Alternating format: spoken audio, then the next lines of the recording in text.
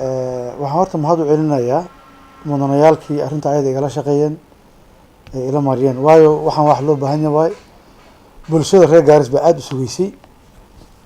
waa qaynuun haddii sidaan u ansaxin hadda uu ku hergelo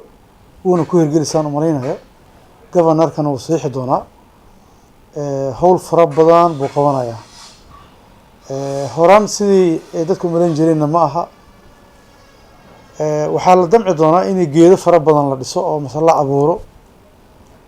sifa dhirta loo kobciyo meel walba oo deegaan oo countiga anagan in la geyn doono oo shaqaaleyn fara badan lagu sameyn doono yaa dhici doontaa marka qaynuunka asaga shalayta la mariyey in mudduu nala yaalay howlihii dhararaan shaygan ka gaabinu ka mid ka ahaa laakiin hadda waa la mariyey waxaa ku xigo waxaa waye governorka loo geeyo oo ansaaxiyo markuu ansaaxiyana waa la hirgelinayaa markii la hirgeliye marka shaqaaleyn baa bilaabanaysaa shaqaaleyntana dad fara badan baa iska liitaa waad garanaysaan in macnaha shaqada ayada wax laga siiyo 30 wood in laga soo doortay baana loo qaybin doonaa qaybiskii iyo sidii wax loo hirgelin doono governorka ku dambeysaa laakiin anaga waxaana laga rabay waxaana ay horta in loo baahan yahay oo nidaam yahay inaan aan ansaxino oo aan marino meesha baarlamaanka waana sameynay waxaana ugu xigtaa oo kale insha Allah wada ogtihiin horna waan u sheegay countigan waxaa ka maqan qolo la yiraahdo chief officers waa accounting officers waa dadka loogu talagalay ayagoonan jirin hata in lacag meel la marin karin qaynuunku soo qoran tan kale ee tallaabada aan qaadarno waa midda waxaan u yeeraynaa governorka iyo dadkiisii meesha joogay dowladda waxaan adeegsanaynaa komitiyada baarlamaanka su'aalaan weydiin doonaa su'aalaha waxaa ka mid ah sababtay waxaan u shaqaaleyn waayeen maxaa waaye dhibaatada intan la dhan ee sanad wax loo qaban waayo maxaa keena xumaana ma ah waa wixii nala doortay inaan weydiino bulshadana waxay naga fadhiisa waay ayadana kolley majiib umay hayaan hadday haynin hadda nidaam la raaci baa jiraa laakiin waxaan qiyaasayaa in hawsha ayada sida ugu fudud ee hadda sidaan isticmaalna oo kale in ayadan loo hirgelin doono oo chief officers countigan ay yeelan doonaan oo hor socod weyn la yeelan doono insha Allah midnimada baarlamaankan isku imaadka waa wax laga maarmeynin in la isku imaado danta in isku kan keento waa laazim waan bilownay hadda shalayta kulli baraha bulshada waad aragteen aniga iyo gabadhii mataqaanaa nominatorka maana ahayd iyo reerkii iyo dadkeedii iyo mataqaanaa intii isgaftay ee isgacan dhaafsatay in la isku keenay oo midnimo laga dhaliyay aad baynu u fiicantay in la isku imaado dantaana ku jirta bulshada danteeda waay annaga dantayna waay midnimadana waan ka shaqeyn rabaa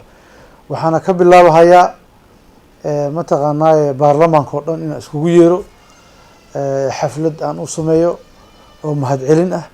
kadibna tabashada jirto dad bara ah jira baarlamaanka dhexdaanada dadka baraha inaan isticmaalno sifa ay hawshan midnimada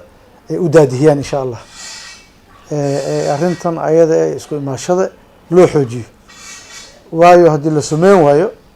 wax fara badan baa iska kan daba maraya sidaasna ma rabno midnimadan rabna inaan dhuujino iyo isku imaadka waxaan u baaqaynaa walaalaheen dhaahar xumaadeen wixii meesha ka dhacay wax baarlamaan buu iska ahaa ayagana yeysan kasii dhigin mataqaanaa howl qoys iyo howl mataqaanaa aan loo baahnayn howl sahlan oo mataqaanaa baarlamaan gudihiisa shaqadiisa ay tahay inay ku koobaan baan ka codsanaynaa oo mataqaanaa ay xaajo noqonin wixii baarlamaan ka dhaco dhanba banaanaha aan la geynin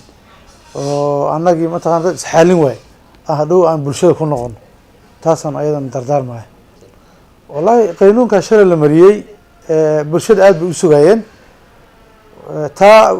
governor u xadadan tahay asaga garanaya intuu ka shaqaaleynaya dadka laakiin saan rajeynaya meelihiina laga soo kala doortay oo 30 wood ahaa in ku filan nin walbo wixii loogu talagalay uu ka qabto meeshii laga soo doortay kulley waa un loo qori doonaa laakiin midaas waxay u taallaa governorka iyo mataqaanaa iyo dowladdiisa executive-ka ah waxa dadana sheegi kara hadda ma laha bas waxaa kale oo aan raayna idin dardaarmo qaynuunka u horreeyay hadda waan maranay oo xagga mataqaanaa dadka ugaatuusina kaasi badi dhan, laakiin waxaan waa environmental bill xagga dhirta iyo mataqaanaa nidaamka mataqaanaa dawliga ah ee hadda annaga aan sameynay aan marinay. wax kaloo ka duwan oo fara badan baa soo socdaa oo wanaaga oo qaynuun ah oo aan marin doono oo ku salaysan caawimaadka bulshada reer Gaaris. marka inaad noo samartaan baan rajeynayna insha Allah. waxaan baaq dheeraad aan jeedinayaa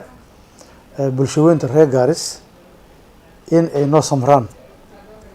isqabsigii aan sameynay waa wax baarlamaan in ay macnaha aysan wax kale ka dhigin. waxaa kaloon u baaqahayaa dantii reer Gaaris annaga waa dantaanadii haddaan baarlamaan waxaa nala soo doorto waaye.